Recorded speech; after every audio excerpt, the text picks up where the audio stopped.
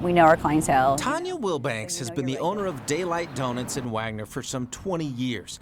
And much like the giant rooster out front, you've got to get up pretty early in the morning to pull the wool over her eyes. It was just a gut instinct that I had. An instinct about these two guys who paid her shop a visit within minutes of each other with an unusual thing in common. Again, another $100 bill.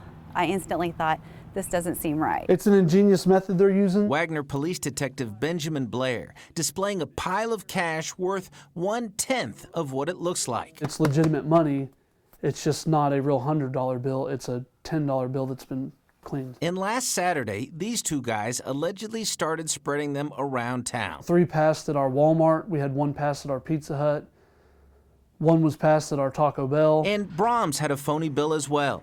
But then they made the mistake of messing with Tanya. After 20 years, this has never happened to me. And by golly, she sure as heck wasn't going to stand by and watch it happen to anyone else. So she started warning all her fellow business owners, like the folks down at Mavericks Phillips 66. I get a phone call while I'm here from the Maverick Mini Mart girl that was working there. She said they just left here. And of course, she called across town to the other Daylight Donuts, which her brother runs. And sure enough, when they showed up, the clerk was ready. She automatically told him, I'm sorry, I don't have change for that. Crime fighting seems to run in the family because her brother followed the duo and called the cops. He's like, hey, I got the car right here. And as soon as he was saying that, our officers were already behind the car with lights on. The rush of adrenaline, bigger than downing a dozen glazed donuts. It was hard to go home and go to sleep after that, for sure. Meanwhile, back at the police station, The $100 bill is the only bill you can do this with that I'm aware of. a tip on how to tell if a $100 bill is real with a feature that has yet to be counterfeited. You can take a paper clip